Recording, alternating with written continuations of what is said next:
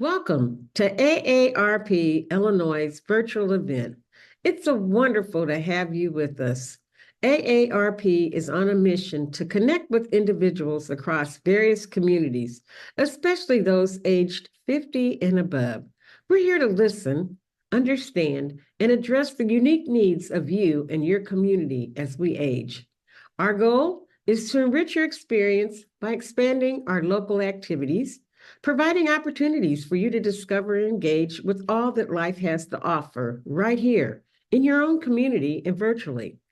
As we journey through today's event, we invite you to consider joining our dedicated team of AARP volunteers. It's a chance to make a meaningful impact and help us better serve those 50 plus across the nation.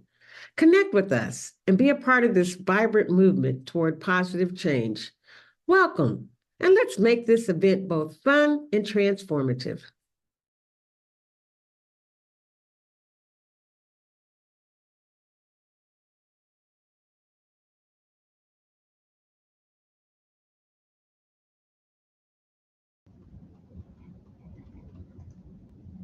Hola, my name is Alvaro Obregón, Associate State Director for AARP Illinois. AARP is a nonprofit, nonpartisan membership organization that's been working to promote the health and well-being of older Americans for more than 60 years. I'm so happy to be with you. We're here to talk about the very important topic of brain health. Through this series, we will be talking about several facets of brain health. Joining me today is Israel Hernandez, Senior Community Engagement Coordinator for the Rush Alzheimer's Disease Center. Bienvenido, Israel. Welcome. Hola, Alvaro. Thank you for inviting me. Al contrario, Israel. To the contrary, thank you, and thanks to the Rush Alzheimer's Disease Center for working with AARP Illinois and other local organizations year after year in hosting our Caminando Juntos Caregiving Conference. Israel, today you're here to talk to us about what factors contribute to healthy aging, such as diet, exercise, and sleep. I must admit myself that sometimes we often operate in a go, go, go world and don't often stop to think about how what we do in our everyday lives might have an effect later on. Why don't you tell us more? So, like Alvaro introduced me, I am with the Rush Alzheimer's Disease Center, and my title there is Senior Community Engagement Coordinator.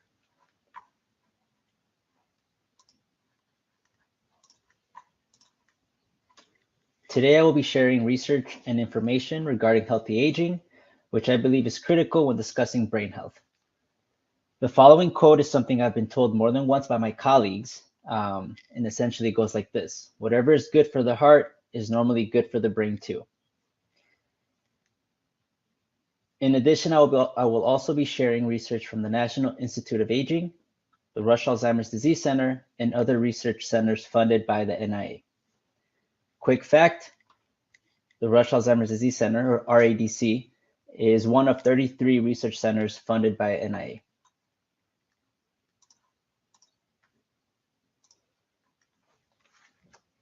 Many factors influence healthy aging.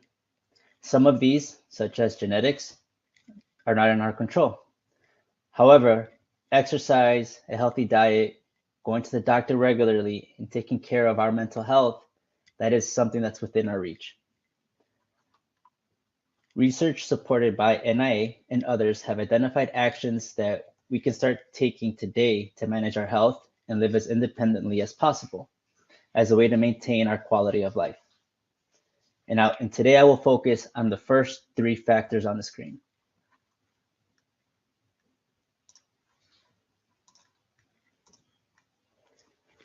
While scientists continue to actively research how to slow or prevent age-related declines in physical health, they've already discovered multiple ways to improve the chances of maintaining optimal health later in life. Taking care of your physical health involves staying active, making healthy food choices, getting enough sleep, limiting your alcohol intake, and proactively managing your health care. Small changes in any of the mentioned factors can go a long way.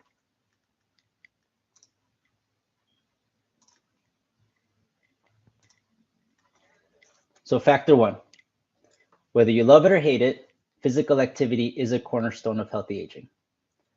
Evidence suggests that people who exercise regularly live longer, but also even better because of the physical opportunity to enjoy more years of life without pain or disability.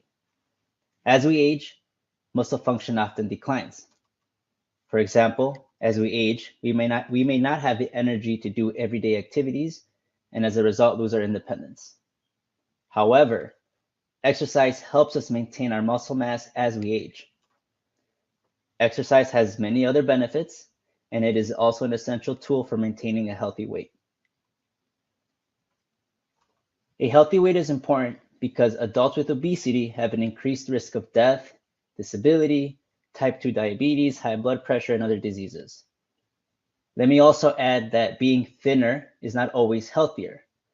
Being or becoming too thin as an older adult can also weaken our immune system, increase the risk of bone fracture, and in some cases may even be a symptom of a disease. So both obesity and underweight conditions can lead to loss of muscle mass, which may cause a person to feel weak and easily worn out. Many studies focus on the effects of physical activity on weight and BMI, body mass index.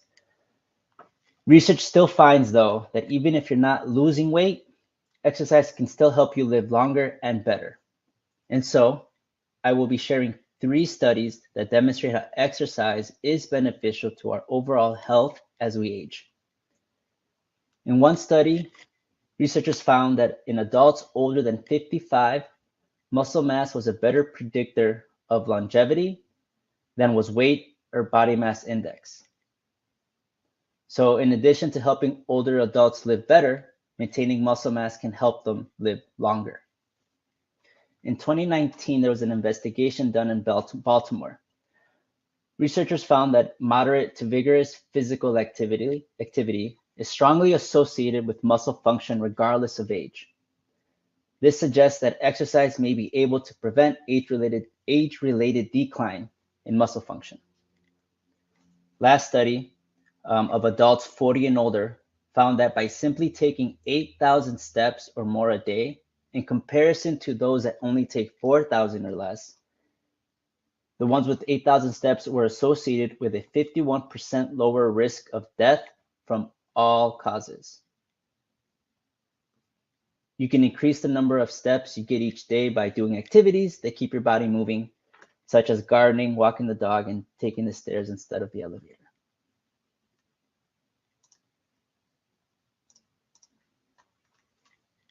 So, what can we do if we're not physically active? There are different ways to get started, and I will share a few suggestions from NIA. Try being physically active in short spurts throughout the day, or set aside time each week to exercise. Perhaps look at activities like brisk walking or yoga, because those are free or low cost and tend not to require special equipment. And keep in mind, as you become more active, you will probably feel more energized and refreshed after exercising versus feeling exhausted.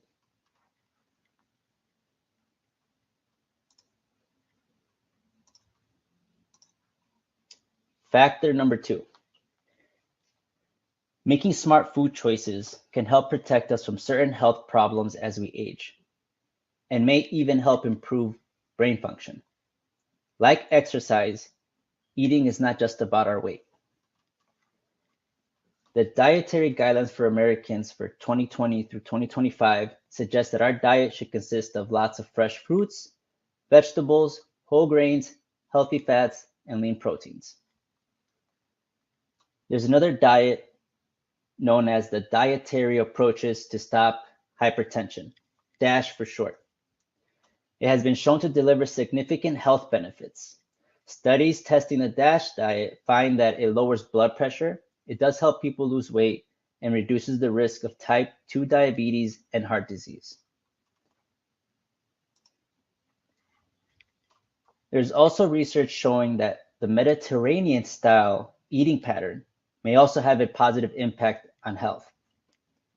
The Mediterranean style of diet, similar to the DASH, includes fresh produce, whole grains, healthy fats, more fish, and less dairy than a traditional American diet.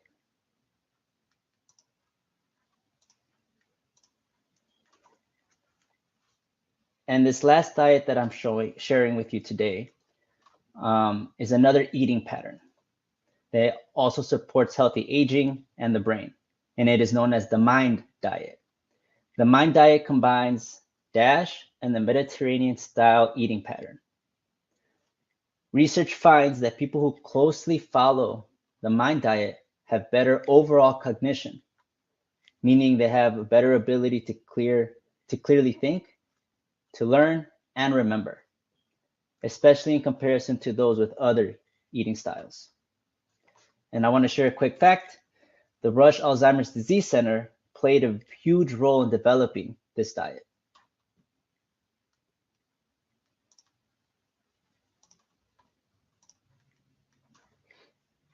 Like with factor number 1, I will share 3 other studies that demonstrate how the mentioned diets are beneficial to our overall health as we age.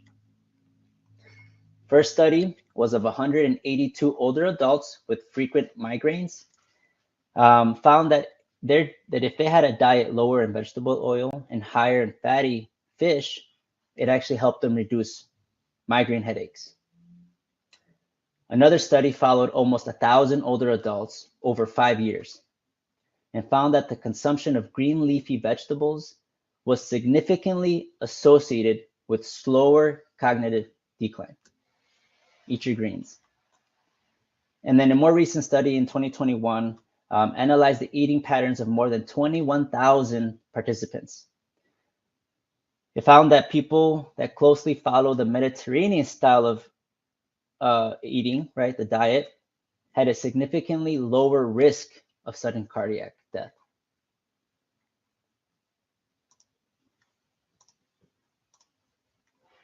So what are some things we can do to eat healthier?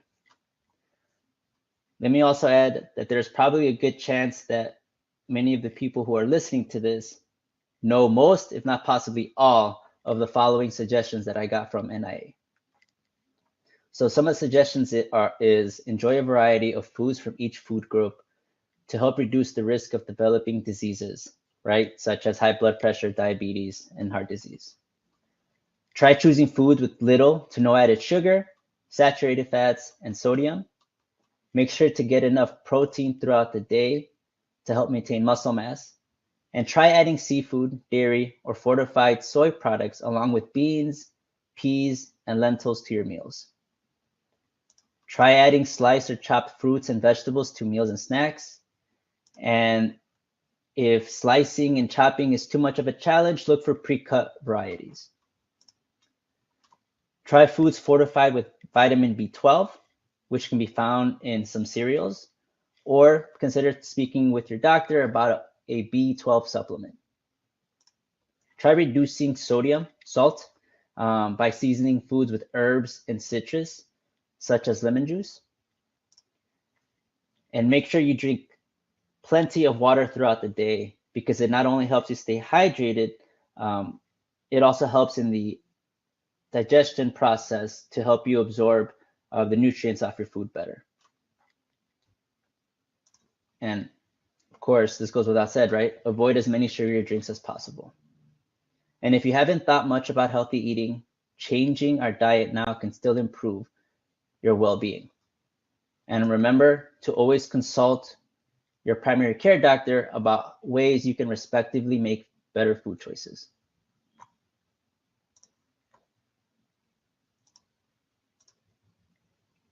All right, factor number 3.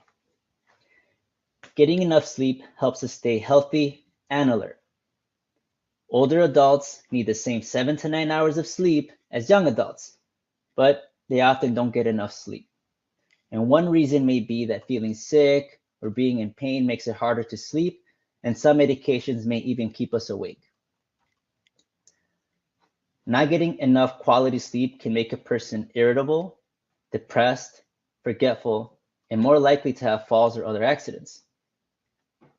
Sleep quality also matters for memory and mood.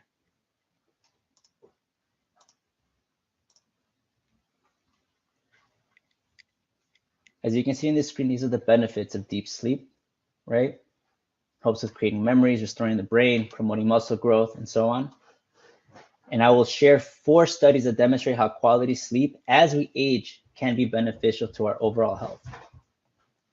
In one study of adults older than 65, researchers found that those who had poor sleep quality had a harder time problem solving and concentrating than those who got good quality sleep. Sleep can also improve your creativity and decision-making skills and can even help your blood sugar levels. Poor sleep may also worsen depression symptoms in older adults. There is emerging evidence that suggests that older adults who were diagnosed with depression in the past and are currently not getting quality sleep now may be more likely to experience their depression symptoms again. A study conducted in 2021 found that older adults who did not sleep well and napped often were actually at a greater risk of dying within the next 5 years. And good sleep is also associated with lower rates of insulin resistance, heart disease, and obesity. The last study I'll be sharing, the 4th one, is it took data from nearly 8,000 people. It showed that those in their 50s and 60s who got 6 hours of sleep or less at night were at a higher risk of developing dementia later in life. This association may be because inadequate sleep is associated with the buildup of beta amyloid. This is a protein that is involved in the Alzheimer's disease.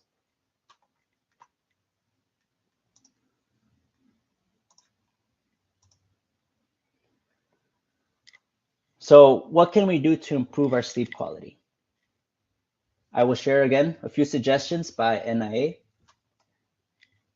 One of them is follow a regular sleep schedule, right? Try to go to sleep and try to get up at the same time each day, even on weekends or holidays. Another suggestion is avoid napping in the late afternoon or evening because sometimes that may actually keep you up at night. This is something that I'm working on, is try not to watch television or use your computer or cell phone in my case, or tablet in the bedroom. It's shown that the light from these devices may make it difficult for you to fall asleep. And if you're watching something alarming or an unsettling show, like horror movies, that may also keep you awake. Another suggestion is try keeping your bedroom at a comfortable temperature, meaning not too hot or too cold, and try to keep it as quiet as possible. They also suggest using low lighting in the evenings and as you get ready for bed. They also suggest avoid exercising within 3 hours of your bedtime. And also try avoiding eating large meals close to bedtime because that can keep you awake. And I actually have an example. My father is a cook at a restaurant, so he would get home at like midnight and he would be hungry and he had the habit of always making himself a large meal. Well, within the last few years, it not only did not help him sleep, he actually would get stomach aches and indigestion, and it started messing with his sleep quality. So now as a result, he tries to eat dinner sooner, right? Earlier. And if he does eat something at night, he keeps it very light because he knows that it's not going to help his sleep quality. Another suggestion is try staying away from caffeine late in the day. Caffeine can be found in coffee, tea, soda, and chocolate. My grandma, she is from Mexico. She's grew up in a rancho, and so she had the habit of always drinking coffee at night. And as she moved closer to the city and obviously sleep schedules change, my uncle started noticing that she kept drinking coffee at night. And they tried telling her not to because it wouldn't help her stay asleep, but she didn't listen, right? And so she would ask one of my uncles, "Hey, mijo, can you bring me can you make me a cup of coffee?" And her son would respond with, "I don't want to do that because it keeps you up at night. You're not going to go to sleep." Well, my grandma's not having it. So what does she say? "Tú tráeme ese café," right? You bring me that coffee. And so what would end up happening is 2, 3, 4 hours later, she would still be awake and start complaining about the coffee. So now my grandma adjusted and you don't see her drink coffee like after 5 p.m. And this is the last suggestion that the NIA provides is, remember that alcohol won't help you sleep. Some studies suggest that even small amounts of alcohol may actually make it harder for you to stay asleep. If you're interested in learning more about the previous topics in healthy aging, you can find a lot more information on NIA's website, which is nia.nih.gov.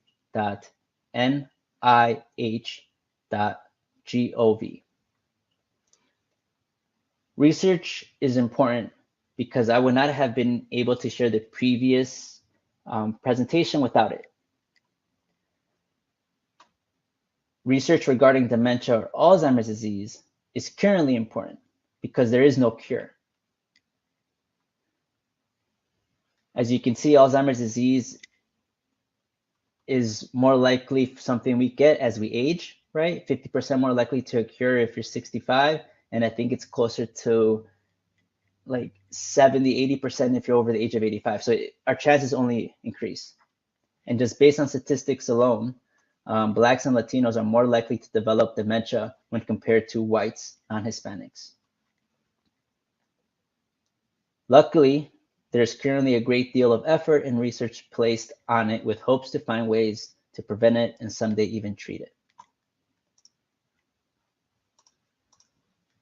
Like I stated earlier in the beginning of the presentation, the RADC is one of 33 centers funded by the NIA. Because the first step in fighting Alzheimer's disease is by growing awareness of this disease in our communities. And I want to share one of our observational studies known as Latino Core, which is designed for older Latinos.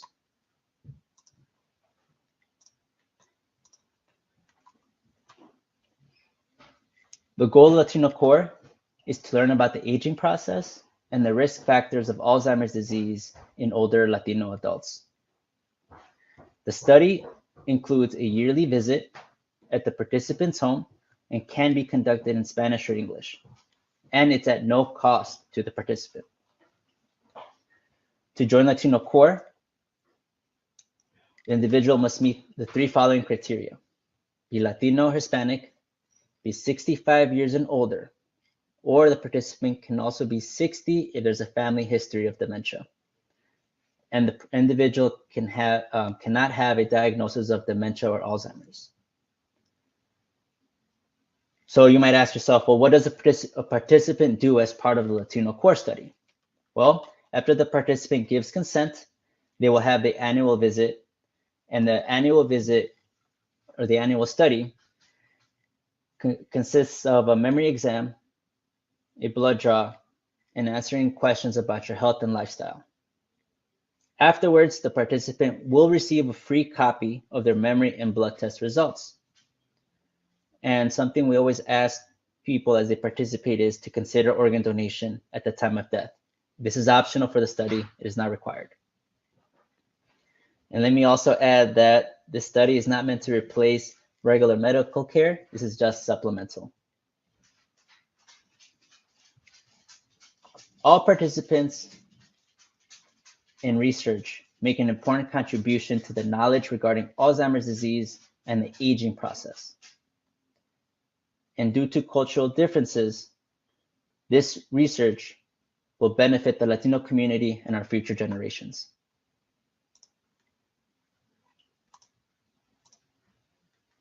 Thank you again for allowing me to speak about this topic. I want to make a quick recap, right? Making small changes in your physical activity, diet, and or sleep can support a healthy brain and a healthy life. If you are interested in joining the mentioned study, or at least learning about our other studies, I welcome you to communicate with me via phone or email, which is on this slide. Thank you again, Alvaro, for giving me this opportunity to share this information. Thank you, Israel. Wow, you really have you've got my mind going with this. So this was a great presentation. So I do have some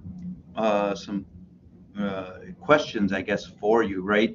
Because I'm thinking like it struck so many chords, right, with me, and at the beginning, I mentioned that, we often are in this kind of like go, go, go world, right? Um, and it sometimes if I may be so honest, it makes some of us sometimes say, I don't have time to exercise. I don't have time to eat well, right? And so in terms of, exercise, let's say, taking that one right now, especially if you're in the northern part of the country, right, such as Chicago, Right. where I'm at right now, uh, sometimes the weather isn't great. What suggestions do you have for people, to fit exercise into their diet, into their daily routine? Excuse me. No, it's a perfect question. And honestly, it just goes back to just finding those small moments. And just given that one study about just by simply taking more steps can make a huge difference. Something during the winter, obviously this is a little bit harder because it is Chicago, but in the summertime, right, if you can park just a little further away from the office, or if you can take the stairs versus the elevator, like those small differences make all the difference, because now you're accumulating your steps, and by the end of the day you might be at 8,000, and with those 8,000 steps you're already at 51% lower risk of death. So I mean, just those small changes, right? And then another thing that, like, something that the study says, right, as the more active you get, you're going to start feeling more energized, and you might think of other things that you might want to do, where, like, you know what, I'm going to go for a walk after dinner, as an example. Mhm. Yeah. Well, I do admit to being the one that will sometimes take the stairs instead of the escalator if I have the choice. So I try to fit, something like that in, right? Because I try to, my smartwatch is a good reminder. Um, Sometimes that I may not have reached my steps. But even if the goal, even if my personal goal is not met yet, yeah, I still, will try to get in as many steps as possible, right? Or sometimes I think we're, again, because we're in a kind of like a go go go world, right? I'll sometimes, maybe if it's, maybe I won't take the shortcut, right? Maybe I'll Right. I'll walk, instead of, maybe in the winter I might go through a building. In the summer, I may, take the walk around the block instead, right? If I'm going from point A to point B. So I hope that is contributing to my own better health, right? So I'm over 50, and so I'm trying to take into account, what little changes I can make for myself. Um, Another question I have for you, is on the diet, right? So, what suggestions do you have for people? I've often heard, and I may have made, this excuse myself from time to time, right? I don't have time to have a good meal, right? But what advice might you have for ways in which people, uh, even in a busy world, can potentially still have a healthy meal instead of always choosing the fast food option? Right. Mm, Let me first say this, something I probably should have said when you asked me the first question. When it comes to these factors, I always first suggest speak to your primary care doctor, because they know your health a lot better. So they might even give you much better suggestions than what I'm sharing. This is just kind of general, right? Now, moving forward in regards to diet, for me, I feel like it's just finding habits you can stick with that are beneficial, right? So if for someone who maybe does some cooking at home and they use vegetable oil, maybe replace that vegetable oil with olive oil or avocado oil. That's already a healthier choice. Um, if you go out and eat, maybe just taking the time, that quick minute, to kind of maybe look at the nutritional information. right? And if you see that you're not necessarily getting protein, right, the things that we need protein and certain nutritions, maybe you can make a different choice as in regards to what meal you want to take. I know other people take different approaches to their meal planning. Some people may just dedicate Sundays to, I'm going to make my lunch for the next 5 days. So I'll just make the same thing, right? Chicken, vegetables, and rice. It's just for an example. And they set them out and that's it. So that way every day they already know what they grab, they take it. You don't even think about it. You just eat it and then on to the next thing.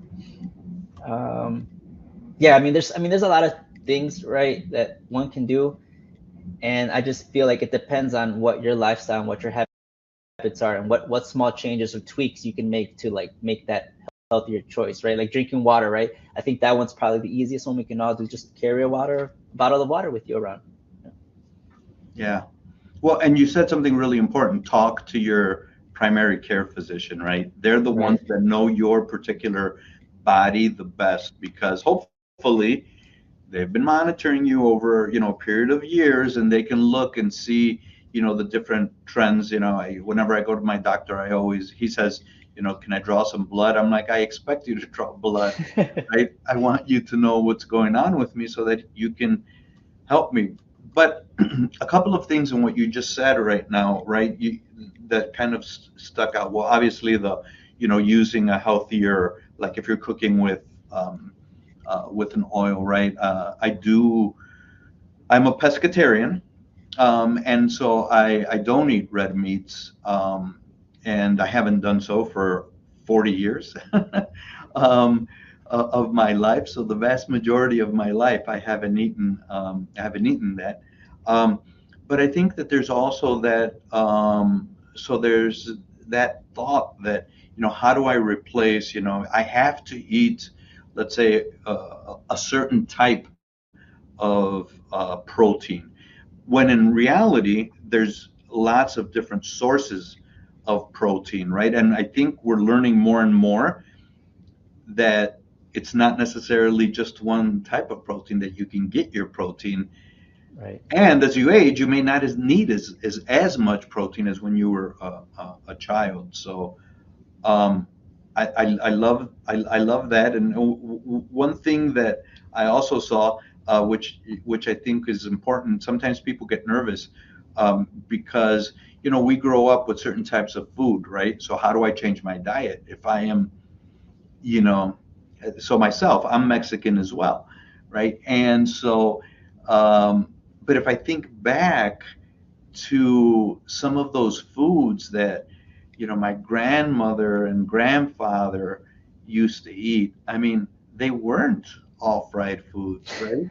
They were avocados, Mexico's gift to the world, one of our gifts, chocolate too, I suppose. I just don't eat it at night. But avocados is a really healthy, it's got a really healthy fat, doesn't it? Yes, very healthy, right?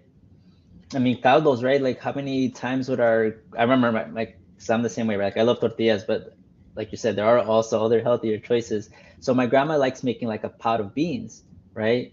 And sometimes she would just add some vegetables to it, like tomato and onions and green peppers, and sometimes, maybe even an egg if you want to get crazy with it.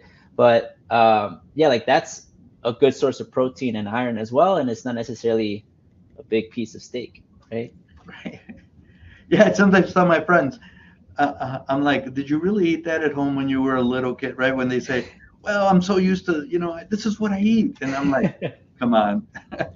Did your mom make that all the time? And then they kind of dial back, right? And they go, oh, well, maybe growing up, I didn't have that all the time. Right. So sometimes it's a question of, you know, rethinking, making smarter choices. And last one, thank you so much also for pointing out sleep. I need to do better, and in my sleep pattern, and I think it's something that again, in our go world, we sometimes just get busy. Maybe we stay up. It might be watching TV or it might be working sometimes, and we really have to take a step back and think about our own personal health. And so All those things are important. Any last words, Israel?